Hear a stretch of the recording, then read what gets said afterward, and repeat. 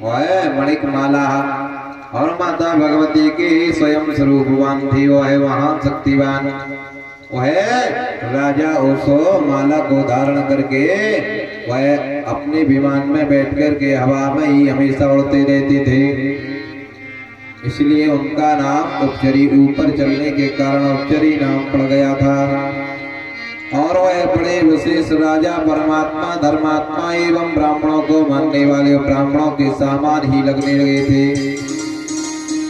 क्योंकि जो ब्राह्मण को देखते हैं कर्म अनुसार कहा यह विधि विधान पूजा का बड़ा विशेष बनाते हैं, उससे ज्यादा भी वह राजा पूजा का विधान बना करके चलते थे।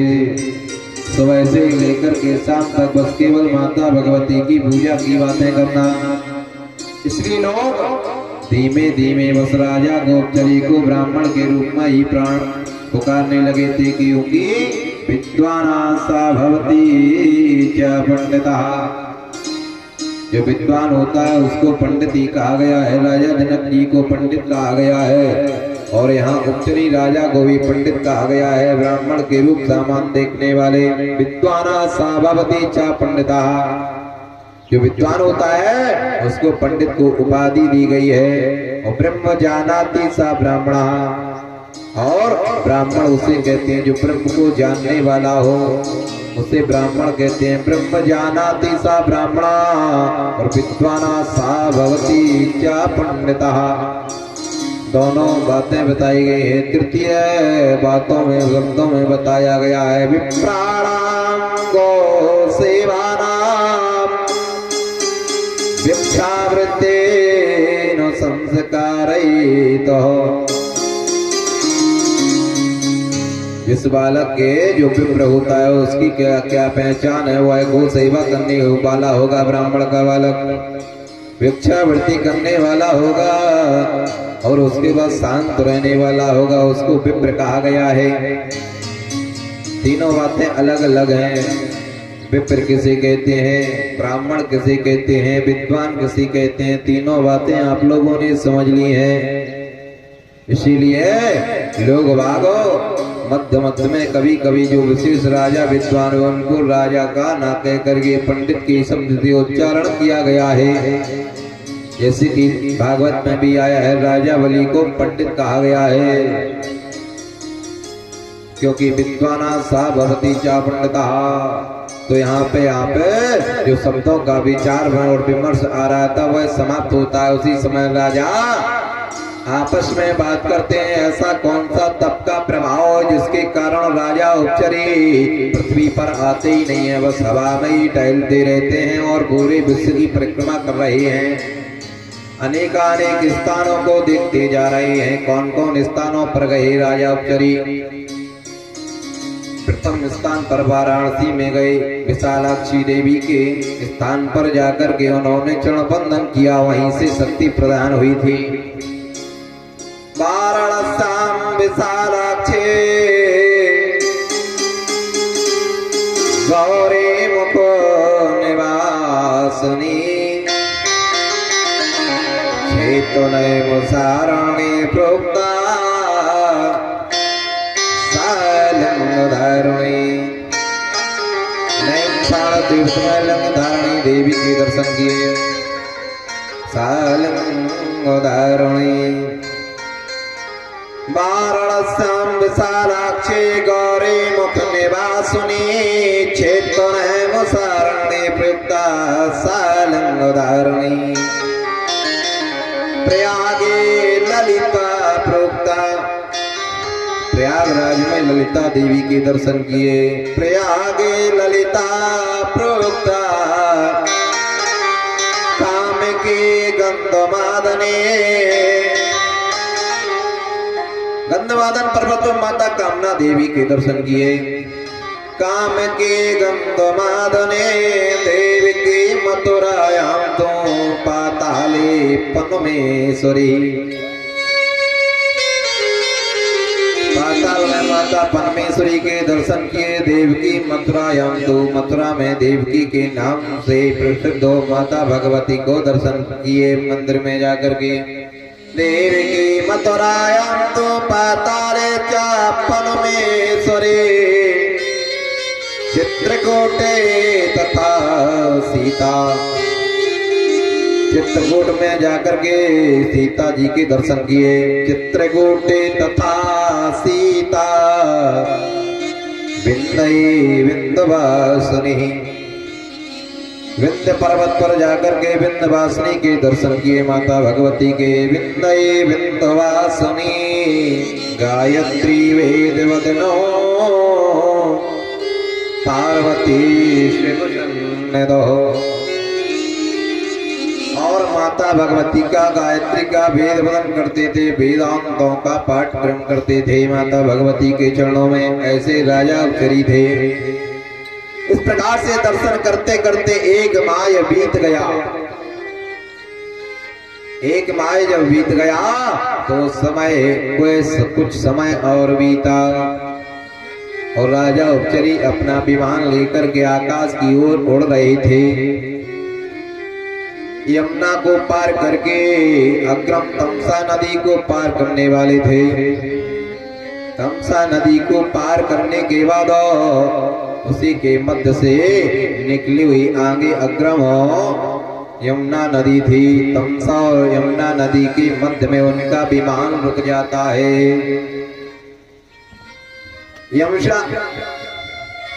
यमुना और तमसा नदी के बीच में उनका विमान जब रुक जाता है तो राजा सोचते हैं कारण क्या है। राजा ने ध्यान धर के देखा तो पता चलता है कि रानी हमें याद कर रही है और एक माह बीत चुका है। रानी हमें एक माह बीत चुका है, कुछ दिन भी उसमें दूसरे माह में लग गए हैं। रानी हमें याद कर रही है, क्या कारण है। माता भगवती की शक्ति के कारण उन्हें तुरंत ज्ञात होता है। दोरेगा दोरेगा सी सप्तारा नामस्ते जाति नामिना हृदय चक्षुण मात्रेण हृदय न जीर्णता।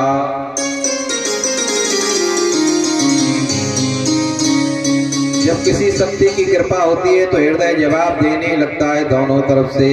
जैसे आप किसी को याद करो और आपके पास वह व्यक्ति आ जाए तो समझो आपका हृदय से कनेक्शन है, परमात्मा ने जोड़ रखा है। क्योंकि हृदय के चक्षु नेत्र और हृदय की आवाज और हृदय की वह पुकार अलग ही होती है। कभी कभी ऐसा मिलान आप लोगों को मिलता होगा सुनने में। जैसे कि आप लोग कोई बात करते हैं कि बस हम ये बात कहना चाहते थे, तब तक हमने ये बात देख ली सामने, तो ये अंदर का भाव होता है। वही राजा के साथ हो रहा है।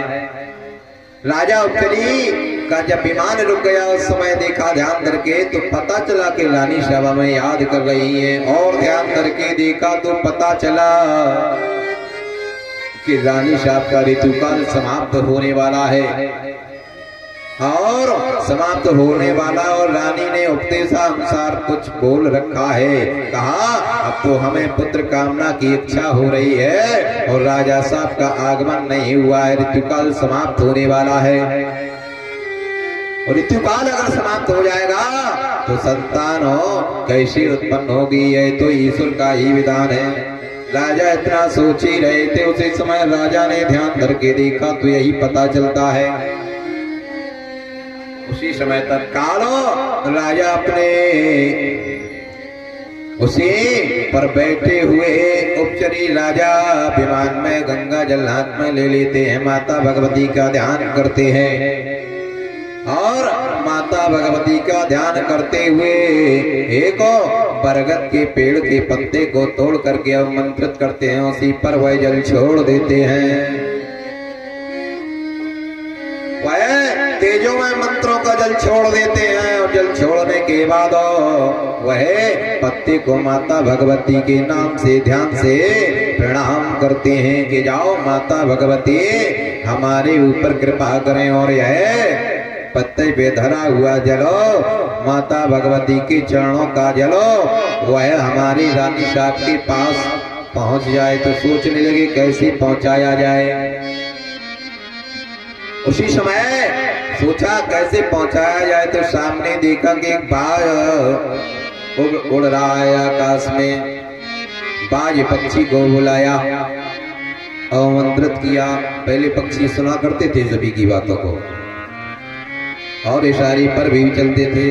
ऐसा नहीं देखने को मिलता है। और आज भी पक्षियों को इशारे पे और कृपा जब होती है, जब हृदय का विश्वास होता है, तो पक्षी भी आपकी बात मानने लगते हैं। जैसे कि आपको देखने को मिलता है, नित्य प्रति यहाँ भी देखने को मिलता है।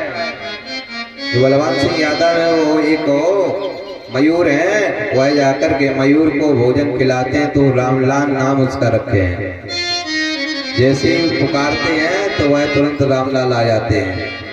वह मयूर आ जाता है और दाना चुनने लगता है। तो आज भी यह देखने को मिलता है, क्योंकि वह विश्वास है हृदय में उस पक्षी को कि ऐसा कुछ नहीं होगा हमारे साथ, बस हमें दाना के लिए ही बुलाया जा रहा है। तो वह उपस्थिति हो जाती है। वैसे ही राजा उपचरी ने बाज को देखा और बाज को बुलाया। यह पत्ता जो बरगद का है, इसमें अभिमंत्र दल तेजो में रखा हुआ है, इस जल को ले जा करके रानी को दे दो हमारी, और बस बहुत जल्दी ही पहुंचा देना, ऋतुकाल समाप्त हो जाएगा। नहीं ठीक है। इतना कहने के बाद वह बाजो चोंच में दबा लेता है वह बरगद के पत्ते को, और बरगद के पत्ते को चोंच में दबा लेता है। और उसी समय वह आमंत्रित जल को सोचता है किसी प्रकार से इस दोने को, बरगद के बने हुए पत्ते को वहीं पहुंचाना है रानी साहब के पास। अब क्या दृश्य बनता है, एक बाज दूसरे बाज को देखता है कि कहीं बाज यह मांस का टुकड़ा लेकर के आकाश में भाग रहा है, आकाश में भाग रहा है। वह दूसरा बाज उस पे धावा बोल देता है। धावा बोलने से आपस में बाज बाज का युद्ध होने लगता है। युद्ध होते होते वह चोंच से बरगद का पत्ता और अवमंत्र जल वह वहीं पर गिर जाता है। जिस जगह गिर जाता वह जगह कौन थी? तमसा नदी तीरे, यमुना तीरे च मध्यमां, मध्यमां तत्समां नातो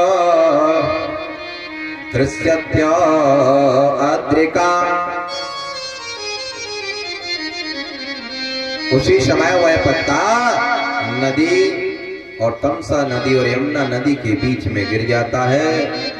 वहां पर अद्रिका नाम की एक मछली उस पत्ते को निगलने के लिए सोचती है और अग्रम आगे को बढ़ती है। तब तक वह अमंत्र जल उसको अंदर मुख में चला जाता है, मुख में चला जाता है। और इधर दोनों बाजो एक दूसरे की दिशा देखते हुए अपने अपने दिशा में अलग अलग उड़ जाते हैं। और राजा उपचरी को कोई पता नहीं इधर क्या दृश्य होता है। वह मछली उसको पान कर लेती है।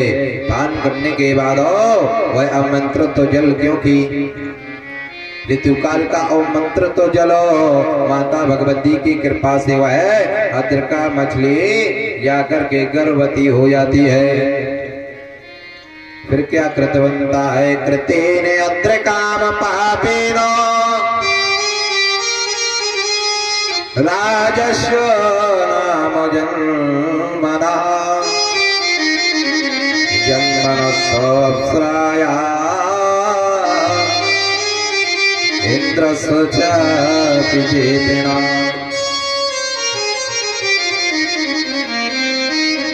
वह अद्रिका मछली को कोई पता नहीं है। और अद्रिका मछली है कौन है? एक संत जी तपस्या कर रहे थे तमसा नदी के किनारे और यमुना नदी के किनारे। तमसा नदी यमुना नदी के मध्य में बैठे हुए। वहां से कई इंद्र की भेजी हुई तमसा अप्सराएं उस नदी में स्नान करने के लिए इच्छा से उतर जाती हैं और स्नान करने लगती हैं। उसी में एक अप्सरा संत जी को देख रही है कि वह माला जप रहे नेत्र बंद किए हुए। वह अप्सरा स्त्री स्वभाव तो स्त्री स्वभाव स्वयं हाथ में जल लेकर के वह ऋषि राज पर फेंकने लगती है, उछालने लगती है। ऋषि राज शांत बैठे हुए माला जप कर रहे थे। एक बार देख लिया, दो बार देख लिया, तीसरी बार जैसे ही जल उछाला उसी समय ऋषि राज क्रोध में आ जाते हैं। ऋषि राज कहते हैं आपको पता नहीं है हम अपना तप कर रहे हैं, ध्यान कर रहे हैं माता भगवती का, ऐसा नहीं करना चाहिए। आप तो स्वभाव बस स्त्री स्वभाव बस है, जल क्यों उछाल रही हो मेरे ऊपर? हम तुम्हें श्राप देते हैं, जाओ तू ज्यादा जल को प्रिय है इसलिए तू जा जल में रहने वाली मछली ही बन जा। तो वह ऋषिराज की श्राप से वह अद्रिका नाम की मछली ही बन जाती उसी जल में जो अप्सरा थी। जब यह बन जाती है तो वह सोचने लगती है क्या करना चाहिए, अब तो मेरा जीवन व्यर्थ हो जाएगा। उसी समय वह अद्रिका मछली बनी हुई ऋषिराज के चरणों में प्रणाम करने लगती है। प्रसादेनो तत्रो चरण कमलेनो स्पर्श मात्रेण जीर्णता ऋषिराज ब्राह्मणानां भक्तिनां च चेतनाम्।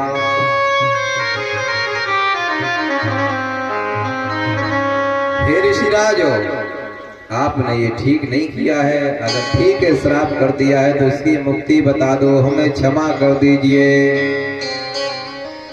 क्योंकि ब्राह्मणों का श्राप और ऋषियों का श्राप बहुत जल्दी लगता है, उसी प्रकार से उसी तेजी से बहुत जल्दी वरदान भी लगता है।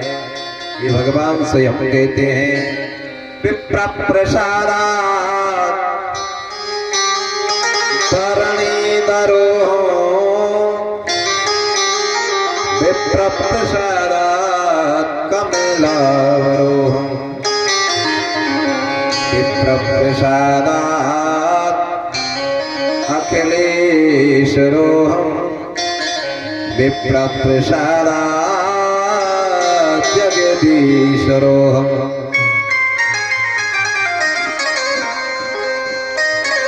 ब्राह्मणों के प्रसाद से उनके आशीर्वाद से शेष जी जो है पृथ्वी को धारण किए हुए हैं। शेषनाग स्वयं कहते हैं कि विप्र प्रसादात् धरणीधरोहम्। ब्राह्मणों के प्रसाद से उनके आशीर्वाद से भगवान स्वयं कहते हैं कमलाभरोहम्। कमला जो लक्ष्मी जी है वो हमें ब्याही गई है। विप्र प्रसादात् अखिलेश्वरोहम्।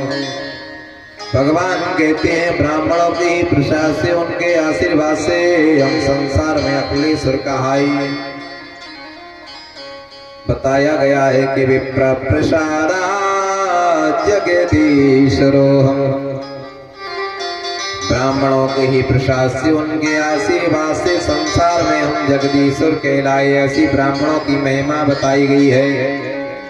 वह अद्रिका नाम की मछली जो अप्सरा बनी हुई है ब्राह्मणों के चरणों में, ऋषिराज के चरणों में क्षमा मांग रही है कि ऋषिराज क्षमा कर दो, मैंने इतना बड़ा पाप नहीं किया, इतना बड़ा आपने मुझे दंड दे दिया, मछली बना दिया, अब मेरा उद्धार कैसे होगा, आप कृपा कर दीजिए। उसी समय ऋषिराज कहते हैं अगर ऐसी कोई बात है आप मेरे चरणों में आ गई हो, क्षमा मांग रही हो तो जाओ, क्षमा है, पर कुछ समय बाद तुम्हारा यह शरीर आगे जाकर के छूट जाएगा, तुम्हारे द्वारा जो संतान है वही वह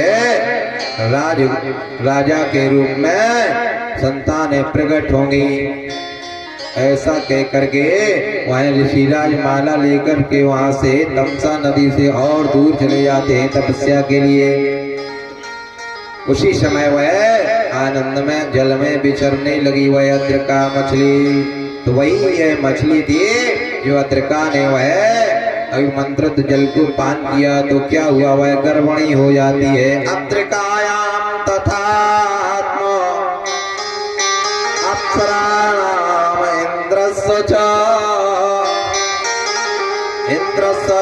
तथा आत्मनामा नाम स्वचात्मनामनः। अब धीमे धीमे इंद्र के यहाँ अप्सराएं कम होने लगी, क्योंकि एक अप्सरा को श्राप लग गया तो यहाँ पर आ गई, और एक अप्सरा को जाकर के सुखदेव जी के यहाँ श्राप लग गया था। जब सुखदेव जी का जन्म हो रहा था उस समय उनको श्राप लगी, तो एक अप्सरा वहां पर चली गई। इस प्रकार से रंभा नाम की अप्सरा सोचती है कि ऐसे ऐसे तो यहाँ पर इंद्र का सिंहासन ही खाली हो जाएगा, शोभायमान नहीं हो पाएगा, तो वह इंद्र के पास जाकर के याचना करने लगती है। अहम तम तथा राजस्व राज लक्ष्मणा इंद्राणाम तथा रूपम प्रसन्नताम नदीयताम। हे इंद्रदेव, आपकी क्या ऐसे आपका जब दरबार लगता है उसमें अप्सराएं नाचती हैं, गुणगान करती हैं, नृत्य गीत सुनाती हैं, वह तो धीमे धीमे कम होती चली जा रही हैं, और यह तो चली राजा ने भी यह क्रम बना दिया है। कहा चिंता की कोई बात नहीं है, माता भगवती कृपा करेंगे।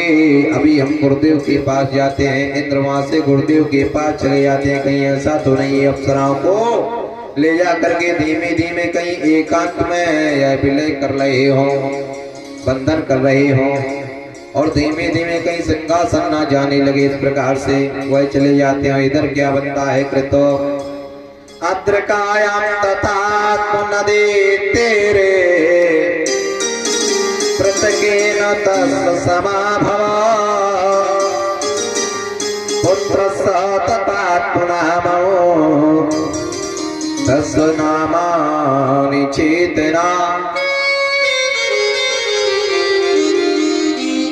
नदी के ठहरने वाले बालकों ने एक दिन जाल डाला। उस जाल में वह मछली फंस जाती है। वह मछली जब फंस जाती है अद्रका, उस मछली वह बड़ी भारी हो चुकी थी गर्भधारण करने के कारण। कहा बहुत बड़ी मछली फंसी है आज तो जाल में। वह बालक धीमे धीमे किनारे पे लाते हैं। किनारे पे ला करके वह मछली को देखते हैं तो वह अद्रका बहुत बड़ी मछली के रूप में बनी हुई उस जाल में फंसी हुई है। कहा आज तो एक ही मछली में संपूर्ण बाजार हो जाएगा, चलो इसको बाजार में बेचा जाए। बाजार में बेचने के लिए वह जाल से निकाल करके उस मछली को ले जाते हैं बाजार में। उस समय राजा का बाजार बहुत तेजी से चलता था।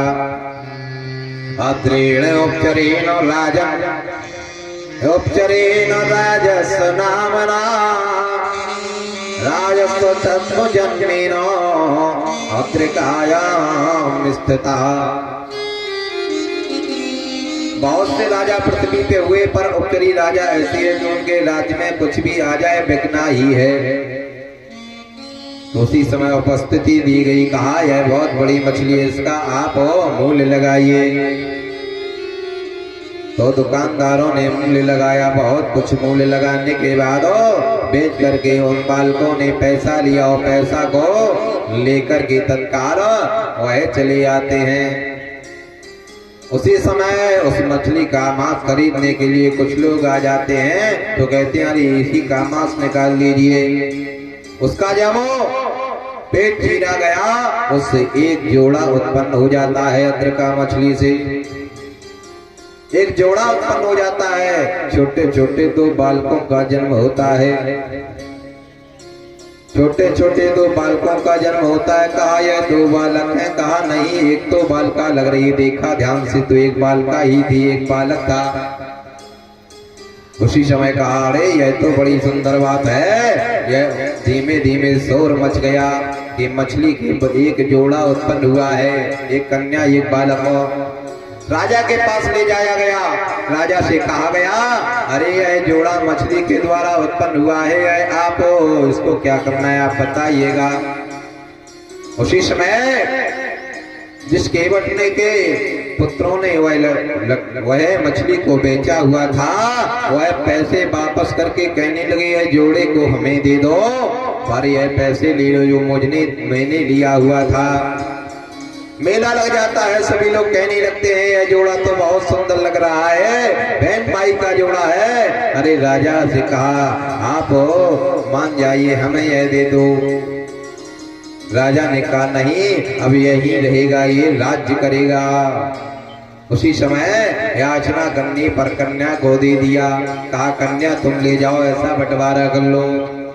कन्यकाम मात्रेण तथात्मनामो नाम स्वजात्मनामुना पुत्र स्वराज समान महतो राजस्य पुत्र लक्षणा। राजा ने पुत्र को रख लिया और पुत्री को दे दिया। वह बालकों को बालक घर लेकर के और पुत्री को आते हैं और अपने पिता को सौंपते हैं। कहा है मछली के द्वारा एक जोड़ा उत्पन्न हुआ था, उसमें से बंटवारा हो गया। एक हमने ले ली कन्या को, जो पुत्र था वह राजा को दे दिया।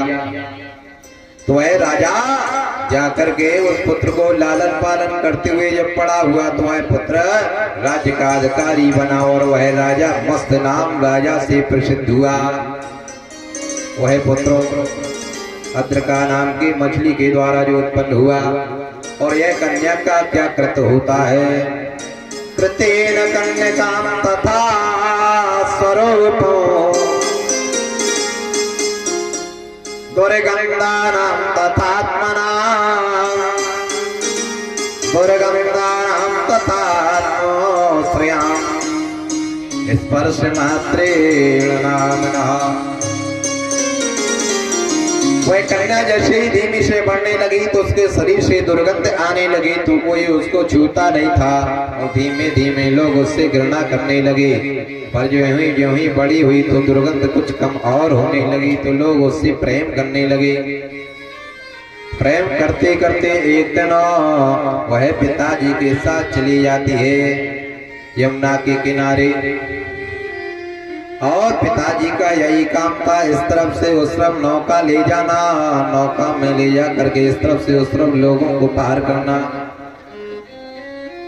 तो वह देखती देखती वह नौका चलाना भी सीख गई। वह कन्या नौका चलाना जब वह कन्या सीख जाती तो क्या कृत बनता है। एक दिन सायंकाल का समय था, वहां से नौका सायंकाल में रोक दी जाती है। नौका रोकने के बाद उसी समय भोजन की तैयारी होती है, भोजन बनने लगता है। अद्रताम तात्म राजन पुत्र स्वचात्म जन्मना पुत्रीणाम तथात्म ज्ञानाम पुत्र स्वचात्म चेतना।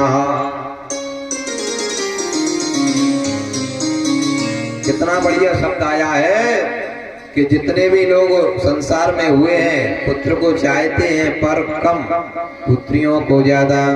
ये देवी भागवत स्पष्ट रूप में लिख रही है। देवी भागवत में लिखा हुआ है कि पिता जो है पुत्रियों को बहुत चाहते हैं। और वास्तविक बात बिल्कुल सत्य है। पुत्र तो कभी काम कम ही आते हैं, पुत्रियां हमेशा काम आने वाली होती हैं। क्योंकि बालक तो बस पिता के लाडले बनकर के माता के लाडले हो जाते हैं। अक्सर देखने को मिलता है बचौरी महाराज। ऐसी बात है कि नहीं है? क्योंकि हमने देखा है अक्सर विवेक महाराज को बहुत प्रिय जो है माता जी है, वो माता जी को विवेक महाराज। और अक्सर यह भी देखा है हमने कि माता को प्रेम करने वाली बस पुत्र तथात्मनाम नापिनामानि चेतना। चेतना जब पुत्रों को आ जाती है तो कोई खर्च पानी का काम चलता है तो बस माता ही से कहा जाता है। माता जी से एक आ गया बस 500 रुपया चाहिए खर्च को, क्योंकि पिताजी के पास जाएंगे तो काम बनने वाला है नहीं। तो फिर आज क्या आदेश होता है, अरे इसको 500 दे दो। 500 ना देखें तो वो पुत्र भी सोचता है 250 की जुगाड़ तो हो ही जाएगी। पर पुत्री कभी ना पैसा मांगने वाली, बस मोह को एवं प्रेम को स्नेह को करने वाली पिता की पुत्रियां होती हैं। ये देवी भागवत हमारी स्पष्ट बताती है। अब देखिए वह बालिका बड़ी हो जाती है, बड़ी हो जाने के बाद वह निषाद पुत्री अपने निषाद जी पास में रखते हैं। और जबकि पुत्री किसी और की थी, मछली के द्वारा जन्म होने के कारण निकली स्नेह पुत्री मान बैठी। और पुत्री के सामान पाला पोसा, इसलिए इसने इतना हो गया कि पुत्री के सामान ही मानने वाले थे। वह निषाद पुत्री दुर्गंधा एक दिन पिता के लिए भोजन बना रही थी। सायंकाल का समय था। स्वात्याम मैथुनम नेत्राम संध्या काले परिवर्जयितो दुरागमनेन मुहूर्तेन दीपिका दीप्योत्सवा। भागवत में भी बताया गया और यहाँ पर भी बताया गया है कि ये नहीं करना चाहिए सायंकाल में। स्वाध्याम संध्याकालीन समय में स्वाध्याम अध्ययन नहीं करना चाहिए, पढ़ना नहीं चाहिए। जब वो दीपक जल जाए तभी पढ़ना चाहिए, ये आंखों की रोशनी कम हो जाती है। स्वाध्याम मैथुनम निद्रा, मैथुन नहीं करना चाहिए, नहीं दुष्ट संतान उत्पन्न होती है। स्वाध्याम मैथुनम निद्रा, निद्रा नहीं लेना चाहिए, नहीं लोगी हो जाता है व्यक्ति। स्वाध्याम मैथुनम निद्राम दुरागमने नोपरजयितु, दुरागमन अपने घर से दूसरे के घर के लिए नहीं जाना चाहिए या यात्रा नहीं करना चाहिए जब तक दीप ना जल जाए। इतने कारण सायंकाल के समय में नहीं करना चाहिए।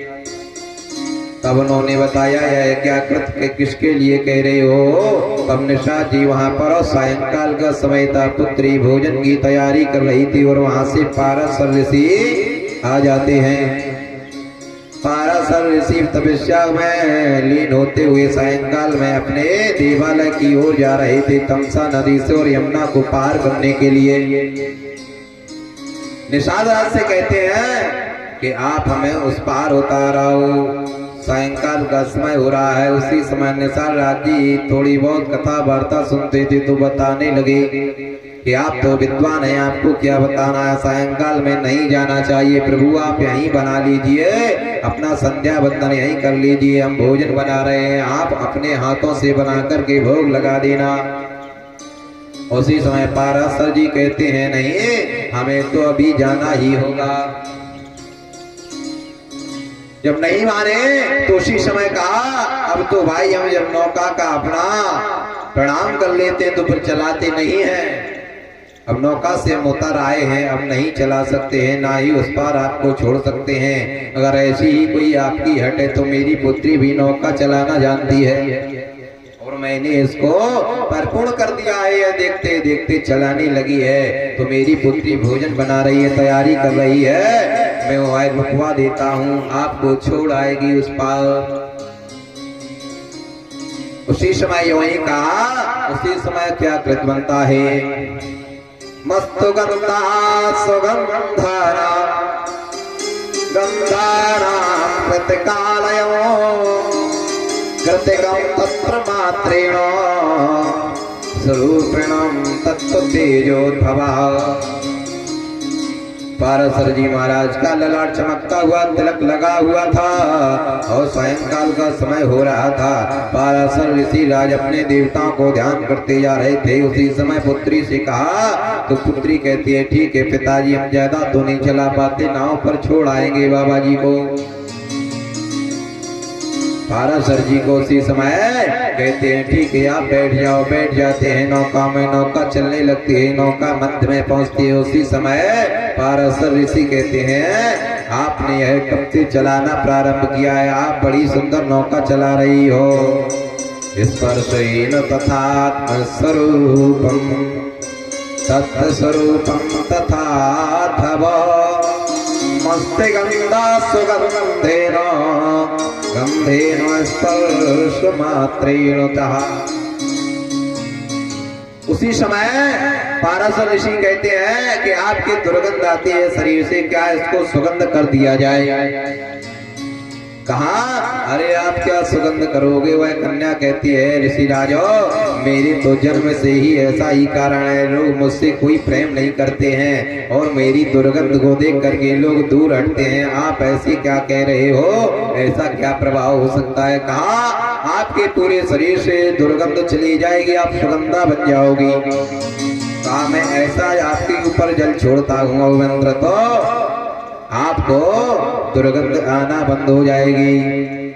उसी समय कहा ठीक है, चलो उस पार अब ऐसा कृत्य कर दोगे तो बहुत अच्छा होगा पिताजी, हमारी शादी बहुत अच्छी जगह करेंगे और लोग हमसे प्रेम करने लगेंगे। लोग हमसे बहुत डरते हैं और कहते हैं यह मछली की संतान है और यह अद्रका मछली की संतान है, लोग हमसे प्रेम नहीं करते हैं।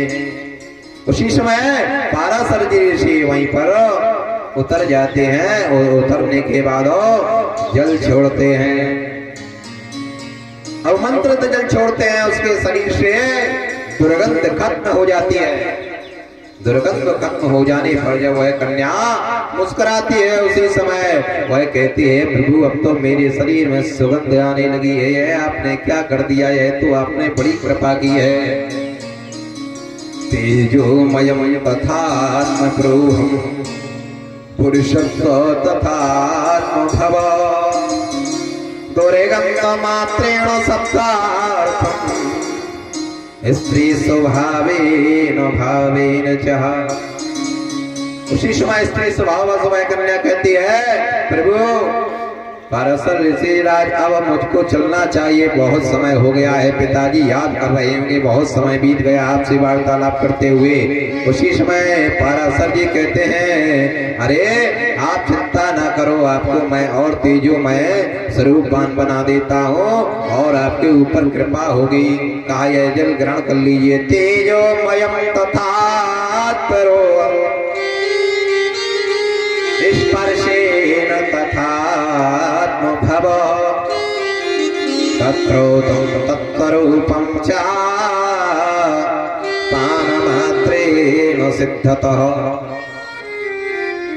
कहा इस जल को पान कर लीजिए, इस जल के पान के कारण आपको सुंदर संतान उत्पन्न होगी। ऐसे कह ही रहे थे तब तक वह जलपान उसने कर लिया। वह कन्या ने जैसे ही जलपान किया तो उसी समय कहा प्रभु आप यह क्या कह रहे हो, संतान मैंने समझा कि और सुगंध बढ़ जाएगी ना। कहा ये तेजोमय जल आपको स्पर्श रूप है मेरे हाथ का, इसलिए आपको सुंदर संतान उत्पन्न होगी। उसी समय वह कन्या घबरा जाती है, वह कन्या घबरा जाती है निषाद पुत्री और कहती है प्रभु आप क्या कह रहे हो, अगर ऐसा होगा तो मेरा बाल अवस्था में लोग ऐसा कृत देख करके संसार में मेरा क्या क्या उपहार उड़ाएंगे लोग। तो कहा चिंता ना करिए, आपको ही ऐसी मैं ऐसे आमंत्रित जल को देता हूँ, आपको यो हमेशा यौवन रहेगा और जो बालक होगा वह हमेशा संसार में पूजनीय होगा, परोपकारी होगा, संसार का विद्वान होगा। हो जाओ आज से आपका कल्याण होगा, तुम्हारे शरीर से कभी यौवन नहीं जाएगा। इतना कहकर के पाराशर ऋषि वहां से चल देते हैं। जैसे ही पाराशर ऋषि चल देते हैं, वो सामने से देखते हुए कुछ लड़के आए तो देखते हैं एक दूसरे को, तो वहां पे प्रेम प्रकट हो जाता है। जैसे ही ब्रह्म प्रकट होता है उसी समय ऋषिराज क्रोध में आकर के पाराशर ऋषि वहां पे जल छोड़ देते हैं, तो वहां पे कोहरा उत्पन्न हो जाता है।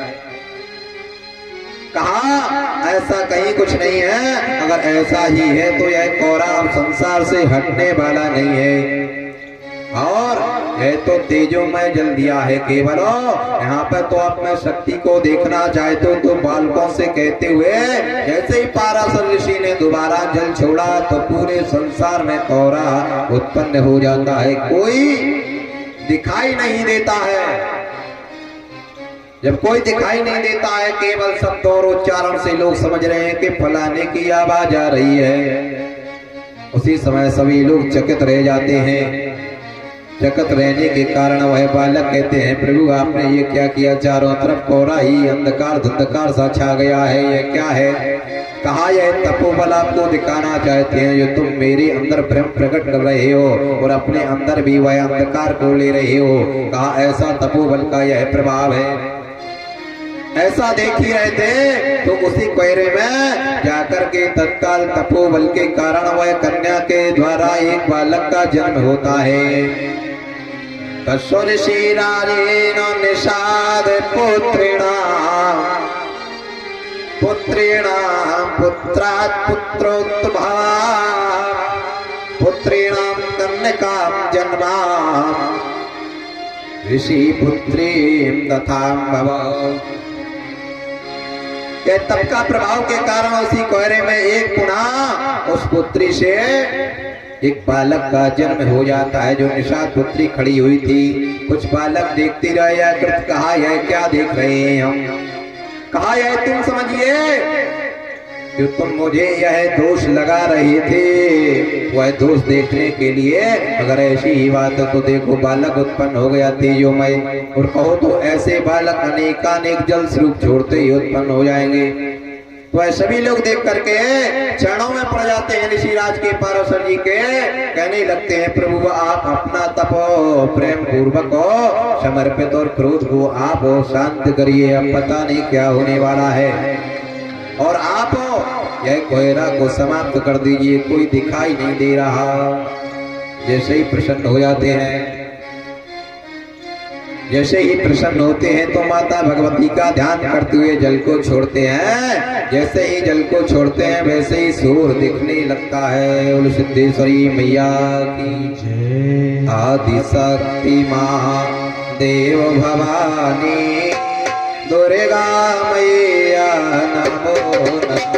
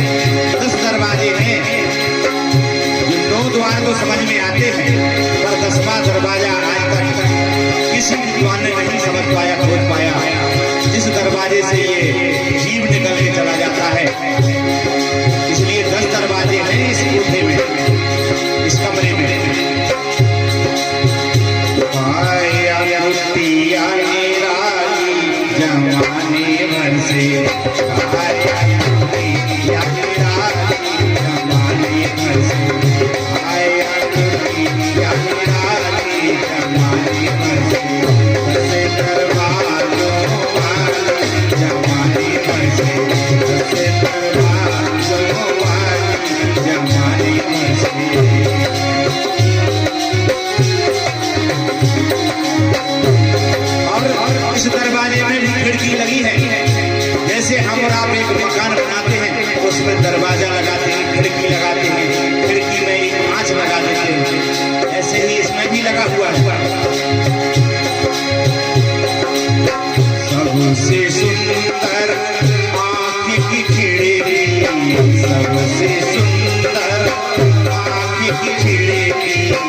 सबसे सुंदर आँख की खिड़की,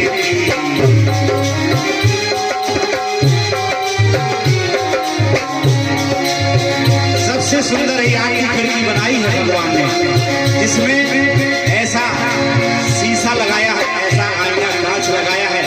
अंदर से देखने वाला तो देख सकता है बाहर का, लेकिन बाहर से देखने वाला अंदर वाले को नहीं देख सकता। ऐसा शीशा इसमें फिट किया है। इसलिए सबसे सुंदर आँख की खिड़की, सबसे सुंदर आँख की खिड़की, पुतली जिसमें पुतली आली जमाने बसे, जिसमें पुतली आली जमाने बसे, बर्बाद हमारी जमाने बसे, आए आली आली जमाने बसे।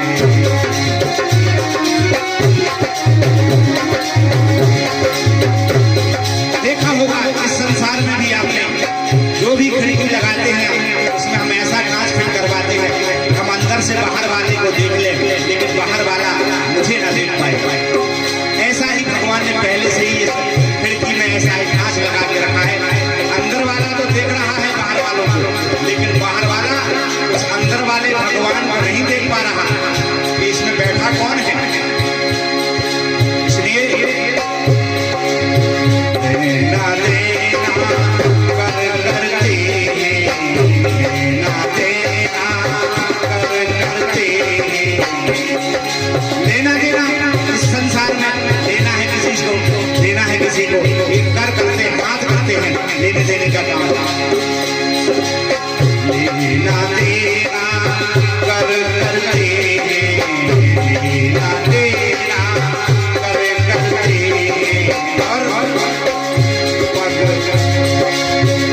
और चाल चले मतवारी हमारी बसे, आए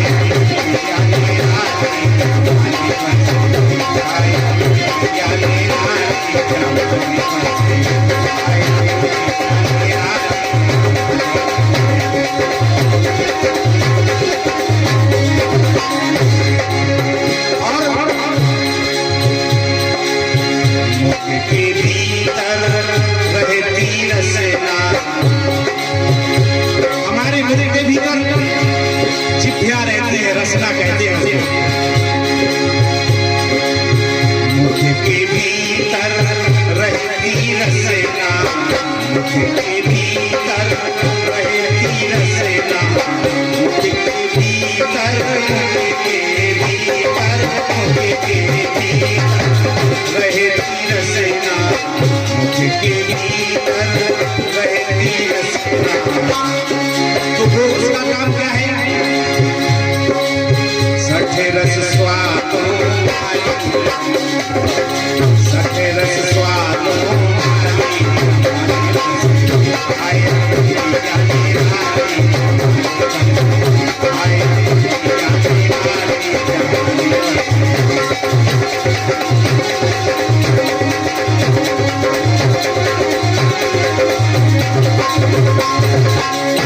जितना का काम है सातों प्रकार के, अष्टों प्रकार के रस को चखना और स्वाद उनका जान लेना है। इसमें कैसा स्वाद है ये हमारी रचना करती है। सुनते श्रवण और सुनते श्रवण,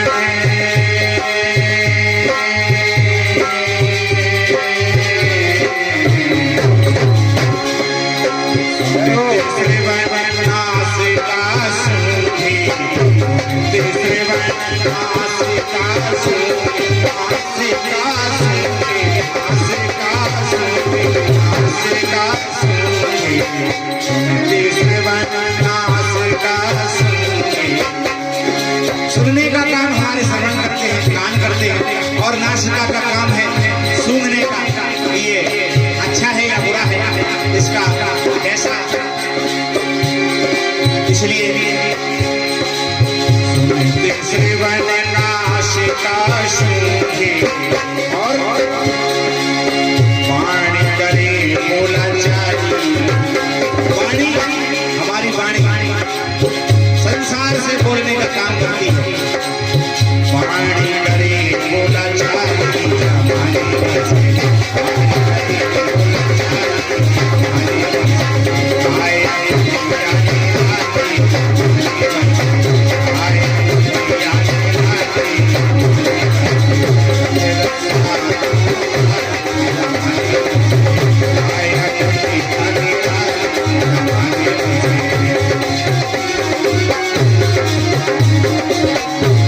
लेकिन हमारे शरीर में जो एक त्वचा है ना, ये शरीर की जो भाल, ये भी कुछ काम करती है हमारे साथ। सर्दी गर्मी कड़ा मुलायम, सर्दी का महसूस हमारी ये त्वचा करती है कि सर्दी है आज, कि गर्मी है, और ये मुझे कड़ा लग रहा है कि मुलायम है, वो सब त्वचा समझ लेती है। सर्दी गर्मी कड़ा मुलायम, सर्दी गर्मी कड़ा मुलायम, सर्दी गर्मी कड़ा मुलायम, त्वचा जानने त्वचा जानने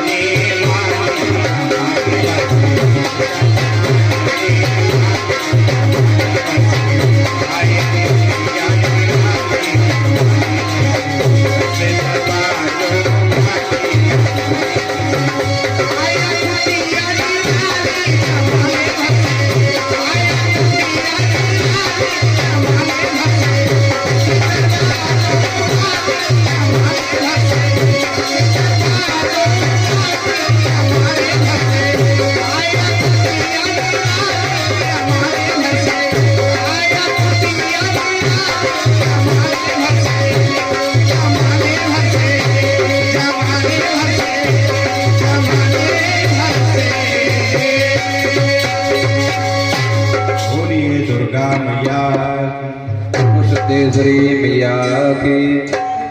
उसी समय याचना करने लगते हैं खड़े हुए कुछ बालक, वो कहते रहे पाराशर से ये आप यह अंधकार खत्म कर दीजिए, जो आप कोहरा देख रहे हो हमें तो लगता है कुछ दिखाई नहीं दे रहा, अंधकार ही अंधकार हो गया पृथ्वी पर।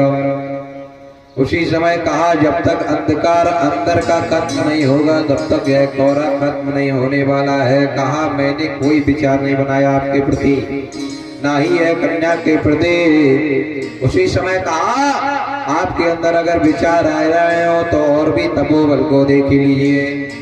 इतना कह ही रहे थे कि उसी समय तत्काल अग्नि की तरह जैसे अरुणी से अग्नि प्रकट होती है, ऐसे ही तत्काल देखते देखते सामने खड़ी हुए वह कन्या से अंश से एक बालक उत्पन्न हो जाता है। एक बालक उत्पन्न हो जाता है। ऋषिराज देखते हैं उस बालक की ओर। उसी समय पृथ्वी कांपने लगती है। कहा पता नहीं अब ऋषिराज क्या करने वाले हैं, अपना तपोबल दिखाते चले जा रहे हैं, पृथ्वी कांपने लगती है। उसी समय वह बालक देखते देखते बड़ा हो जाता है। आकाशवाणी होती है, आकाशवाणी के द्वारा उस बालक का नामकरण संस्कार होता है। वह कौन बालक है? वह कौन बालक है? उसका आकाशवाणी के द्वारा नामकरण संस्कार मिलता है। नामस्सनामा तथात्मनामानि नामानि च।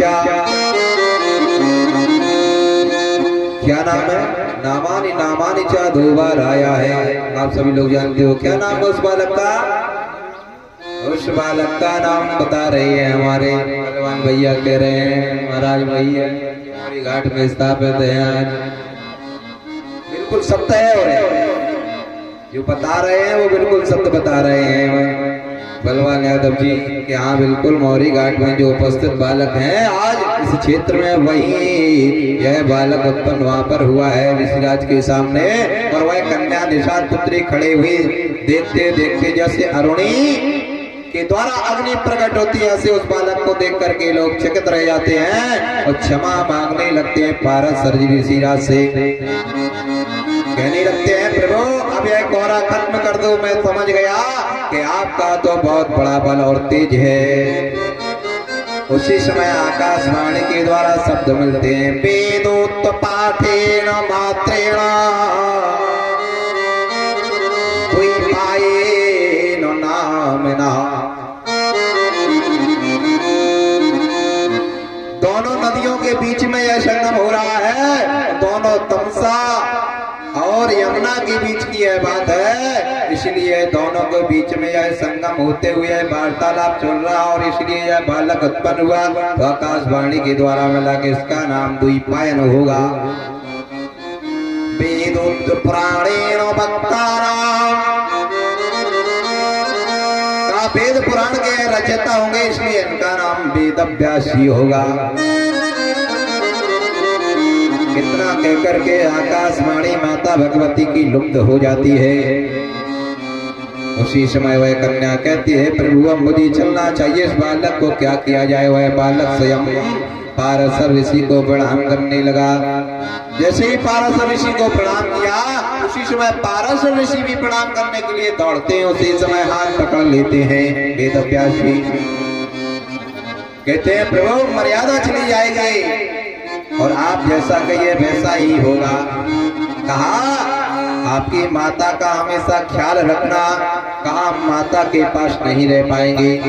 कहा हम जंगल में जा रहे हैं, तपस्या करेंगे, हम माता सरस्वती का ध्यान करेंगे। कहा जब भी माता बुलाएं आप यह माता के सामान ही समझो इनको। कहा जब भी माता बुलाएंगे हम उनके पास उपस्थित होंगे। इतना कहकर के वेद व्यास जी वह पुत्र चल देता है। द्वैपायन शुद्ध नाम द्वैपायन है। दो नदियों के बीच में उत्पन्न होने के कारण द्वैपायन नाम पड़ा और वेदों की रचना करने के कारण उनका नाम वेद व्यास जी पड़ा। और ऋषिराज भी जुड़ गया क्योंकि ऋषिराज के तपोबल के कारण यह कृत देखने को मिला। गुरु वेद व्यास भगवान की जय। वेद व्यासेन तथात्मपान पुराणेन पृथक पृथक हस्तेन तत् पंच कोशेन क्षेत्रेण सिद्धति।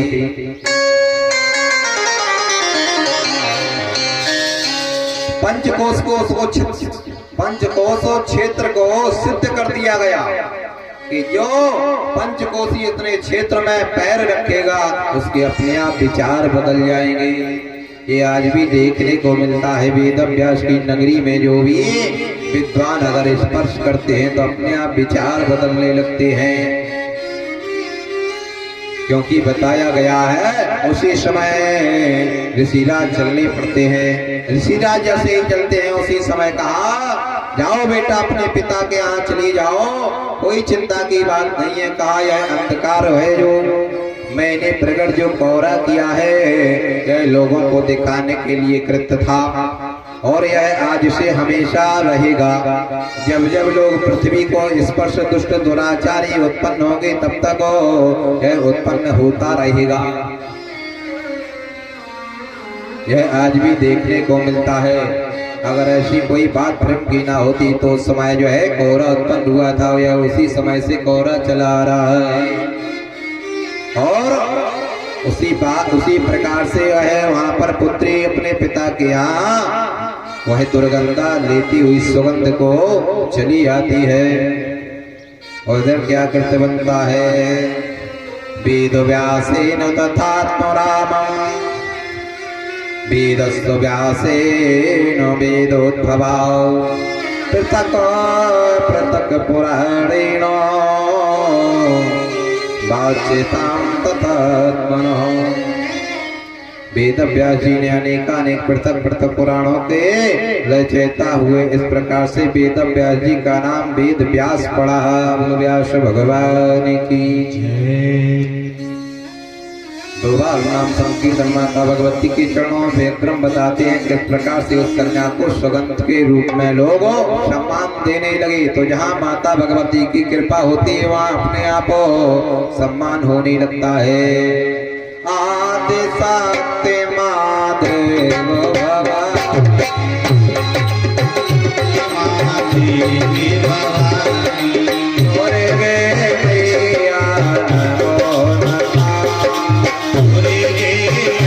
Yeah.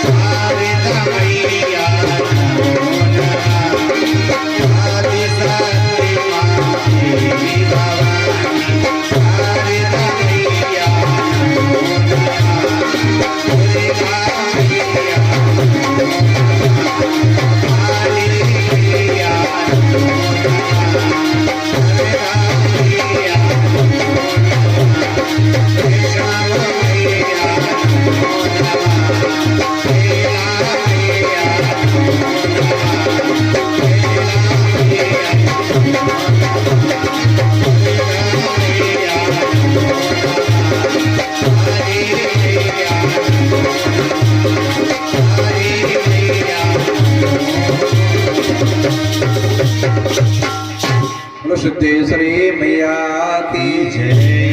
नमस्तुते व्यास विशाल बुद्धे फुलवारविन्दायति पत्र नेत्र एनत्त भारत तैलपूर्णा प्रज्वालितो ज्ञानमये प्रदीपः। वह पुत्र कौन हुए? वेद व्यास जी हुए। वो कैसे हैं? नमोस्तुते व्यास विशाल बुद्धि, विशाल बुद्धि का पहाड़ है वह।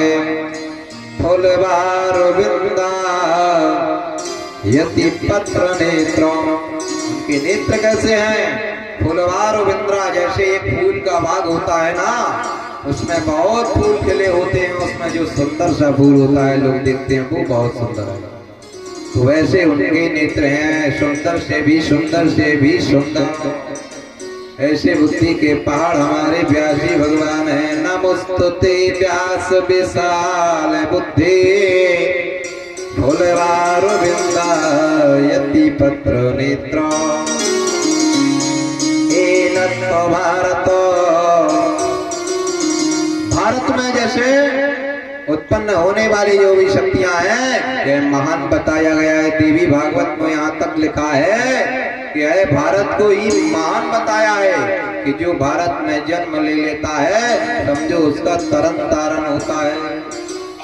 समझिए कितनी बड़ी बात लिखी है देवी भागवत में कि जो भारत में जन्म ले लेता है उसका अपने आप तरन तारण हो जाता है, उसे कोई भक्ति शक्ति की जरूरत नहीं होती है, बस नियम संयम बनाए रखें, भक्ति शक्ति बनाए रखें, माता भगवती के चरणों में आगाध प्रेम बनाए रखें, बोले उसका तो अपने आप उद्धार हो जाता है। क्यों? क्योंकि जहाँ वेद पुराणों की रचयिता नमोस्तुते व्यास विशाल बुद्धि फुलवारविन्दायति पत्र नेत्र एनत्त भारत तैलपूर्णा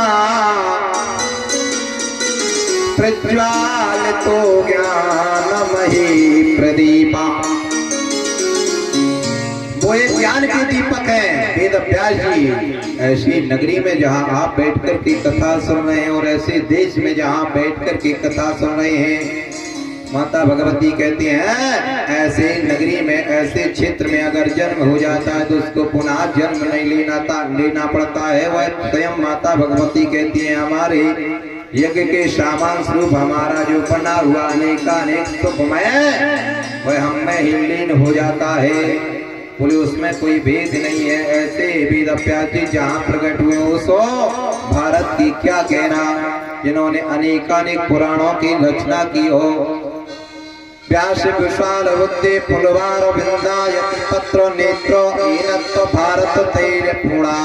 जैसे पूर्णिमा संपूर्ण पूर्णिमा खिल जाता है उस समय सभी जगह उजीला हो जाता है, बहुत सुंदर होता है।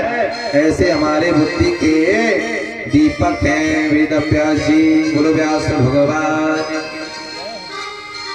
वहां पे अंधकार मिटता है उसी समय जब वेद व्यास जी पुराणों की रचना करने लगते हैं पृथक पृथक। तो जब भी अंधकार आया है तो बिल्कुल प्रकाश जरूर वहां प्रकट हुआ है। जैसे प्रकाश के रूप में यहाँ बालक उत्पन्न हमारे वेद व्यास जी हुए। जब कुछ बालकों को अंधकार आया तो तत्काल बताने लगे, कहा जहाँ अंधकार होगा वहाँ भक्ति टूट जाती है, और जहाँ भक्ति टूट जाती है तो वहाँ भगवान अपने आप प्रादुर्भाव के रूप में या शक्ति के रूप में या माता भगवती स्वयं वहाँ प्रकट हो जाती है कि कहीं यह तारतम्य टूट न जाए। इसीलिए अंधकार कभी व्यक्ति के जीवन में सफल नहीं बना सकता, अंधकार को मिटाना होगा। जैसे कि एक उपाय है बताता हूँ, ध्यान आ गया है। पूज्य राजेश्वरानंद जी कहा करते थे, एक बार का समय गुरुदेव कहने लगे, एक शिष्य आया तो गुरुदेव कहने लगे हमें गुरु मंत्र दे दो। कहा शिष्य से गुरु मंत्र दे दो।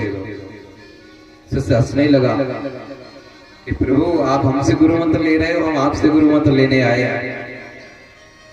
तो गुरुदेव कहने लगे हमें इसलिए लग रहा है कि अगर आज देवी देंगे तुम्हें गुरु मंत्र तो कल हमें ही लेना पड़ेगा, हमें रोज लेना पड़ेगा, इसलिए आज पहले तुम्हें ही दे दो। बोले नहीं नहीं ऐसा क्या आपने समझ लिया गुरुजी, हमें किसने कौन कहा, अभी हम देख लेते हैं, नाम उसका बताओ, फला ना करो ठिकाना करो। गुरुजी कहने लगे बस यही तो मंत्र सुनना चाहते हैं। जब तुम में इतना तेज हमारे सामने अभी है तो गुरु मंत्र दे देंगे तो तुम कहोगे अब तो चेला है महाराज, समझ रहे हो तो समझो, नहीं बताए दे। तो जैसे तैसे राजेश्वरानंद जी कहते हैं जैसे तैसे गुरुजी ने उसको गुरु मंत्र दे दिया। अब थोड़ा चाल चलन का खराब था, शराब इत्यादि मदरा पान करने वाला था, तो उसको दे दिया। तो लोग बात कहने लगे अरे देखो गुरुजी ने एक चेला बनाया बहुत सुंदर, बोले सुबह से शाम तक वह मदरा पान करता है, गुरुजी ने बढ़िया चेला बनाया, अब गुरुजी सुधर जाएंगे। तो गुरुजी के पास और खबरें आने लगी, गुरुजी ऐसे चेला ना बनाया करो, ये है वो है फलाना ठिकाना। गुरुजी ने कहा ठीक है, उससे हम वापस ले लेंगे मंत्र, वापस मंत्र ले लेंगे, कोई बात नहीं है, समझा बुझा दिया। उसके बाद कुछ समय बीता, जो समझा बुझा रहे थे उसके बाद जो समझाने वाले थे वह एक दिन का समय उनकी माता को ख्याल आया कि गुरुजी बहुत विद्वान हैं और ऐसा है और वैसा है और ये है, चर्चा सुनने लगी। जो समझाने वाले थे तो समझाने वाले की माता जी ने कहा कि हम आप वो जहाँ जाते हो गुरुजी ने बैठने में वहां ले चलो। तो कहा ठीक है, माता जी को ले गए जो समझाने बुझाने वाले थे। तो कहा माता जी से है कि आप गुरुजी से मिल लेना एकांत में, जब तक हम बैठे हुए हैं। गुरुजी को पहुंचाया, माता जी पहुंची, प्रणाम किया, आशीर्वाद दिया, बताइए कैसा आना हुआ आपका। कहा गुरुजी हमें आपसे मंत्र लेना है, गुरु दीक्षा लेना है, गुरु दीक्षा लेना है। बोले हाँ। बोले ठीक है अपने पुत्र को भेज देना, हम दे देंगे। अरे वो तो लिए हैं, आपको बहुत मानता है, ऐसा है वैसा है। ठीक है भेजो भेजो, आप भेजो, हम बाद में दे देंगे, पहले उससे हम पूछ लेते हैं। कहा गुरुजी आपका वार्तालाप हो गया माता जी से? बोले हाँ हो गया। उन्होंने गुरु मंत्र के लिए बोला है। बोले क्या लगे आप बताइए, अभी लाता हूँ। बड़ी तेज में बोला क्योंकि अब हमारी माता जी शिष्य बन रही हैं गुरुजी की, तो बड़ी तेज में बोला। तो गुरुजी ने भी कहा कुछ नहीं लाना है, अभी हम बताएंगे कल। बोले नहीं अभी बताओ। गुरुजी ने एक दो दिन टाल दिया। बोले गुरुजी दो जल्दी दे दो, माता जी को बहुत भाई उलझन हो रही है, आप क्यों नहीं दे रहे, क्या कारण है? बोले कहा दे रहे नक्षत्र जाने दो। गुरुजी ने और एक दो दिन टाला, नहीं टल सका तो फिर गुरुजी ने उपाय बताया, अपनी माता जी की धोती लाना, जिनको गुरु मंत्र लेना है। कहा ठीक है।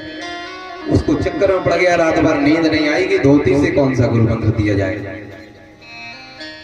अब जो वो बात करता था, वार्तालाप करता था गुरुजी से, वो सब भूल गया। उस रात पर उसको धोती याद आई कि माता जी की गुरुजी ने धोती मंगाई है, और ये भी कहा कि जो पहनने वाली धोती हो, जो नित्य प्रति पहनती हो, उसमें से एक लाना। अब उसका और माथा ठनक जाता है और सोचता है पता नहीं ये कैसा गुरु मंत्र दे रहे हैं। तो कहा गुरुजी, पर उसके भाव थोड़ा बहुत था कि देखते हैं क्या होता है। ऐसे कैसे गुरुजी हमेशा नया वस्त्र मंगाते हैं कोई भी, और पुराना ही मांग रहे हैं। तो पहना हुआ लेकर के गया और माता जी को नहीं बताया, चुपचाप में एक जो साड़ी रखी हुई थी पुरानी वह लेकर के गया और दे दिया गुरुजी को। ले गुरुजी माता जी की है जी वही। गुरुजी ने कहा ले आए हो, बता करके ले आए हो? बोले नहीं, माता जी की पहनी हुई है, वो कुछ काम में लगी हुई तो मैं उठा करके ले आया। ठीक ठीक बच्चा, कोई बात नहीं। हमारे बलवान हाल बात में कहते हैं ठीक है बच्चा। तो उन्होंने कहा ठीक है बच्चा कोई बात नहीं, अच्छा है, इसको पानी में डुबो दो। पानी में डुबो दिया। कहा कैसा गुरु मंत्र? ऐसा तो कोई चेला हमने अभी तक नहीं देखा जो गुरु मंत्र देते थे आप गुरुजी। अरे बोले ये विधान अलग है।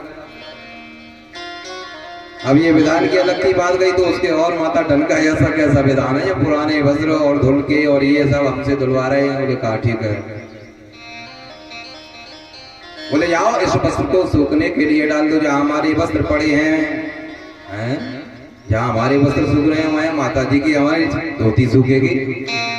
अरे बोले अगर लेना हो गुरु मंत्र तो करते जाओ भाई। टांग दिया। जहाँ गुरुजी के वस्त्र सूख रहे थे वहीं पर अपनी माता जी की भी साड़ी सूखने के लिए डाल दी वस्त्र को। अब कहा यहीं बैठ जाओ। अब वहीं बैठ गया गुरुजी के पास। कहा गुरुजी अब क्या करना है? बोले बैठ जाओ। बैठ गया। बोले गुरुजी ये बताओ ये धोती क्यों मंगवाई? अरे क्यों मंगवाई? गुरु मंत्र नहीं लेना आपकी माता जी को, लेना है तो बोले धोती से। बोले कपड़ा लगता है उसमें।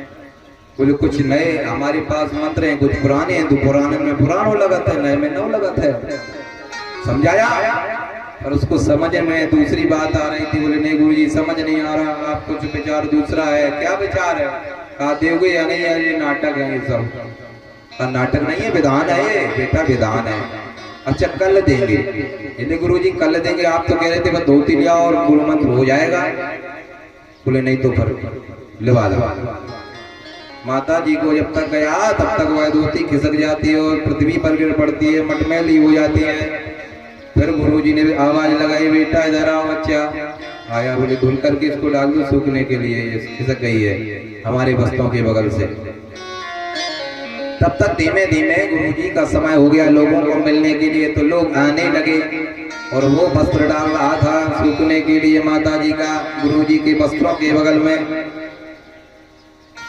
गुरुजी के वस्त्रों के बगल में डाल रहा था, उसी समय उसमें सूखने के लिए डाल दिया और लोग तांता लग गया आने का गुरुजी के पास बैठने के लिए। जो नित्य प्रति आते थे शिष्य लोग, तो नित्य प्रति आते थे, वो बैठते जा रहे थे। वह धोती को देखा, धोती को देखते देखते कुछ ना कहे वह बालक भी निकल आया इधर। और उधर वह बालक अपनी माता जी को लेने गया और इधर क्या कृतवंता एक दूसरे से पूछने लगे, इशारा करने लगे। बोले देखो देखो कपड़े कपड़े कपड़े। कहा जहाँ गुरुजी के कपड़े सूख रहे वहां के बगल में देखो कोई धोती सूख रही है। अरे बोले जनानी धोती है, मर्दानी नहीं। ध्यान देखो एक दूसरे के शिष्यों में विचार बदलने लगे। बोले लगता है कोई रात में जरूर आती है लेडीज यहाँ, उसी के वस्त्र हैं, गुरुजी को ये छिपा रहे हैं। उसी समय कहा गुरुजी ये ठीक नहीं है आपका सब विचार, अब बहुत दिन हो गए हैं। कहा क्या हुआ, क्यों जा रहे हैं? बोले नहीं अब ठीक नहीं है, रुकना यहाँ। कहा गुरुजी अब तो ये आश्रम नहीं रहा आपका।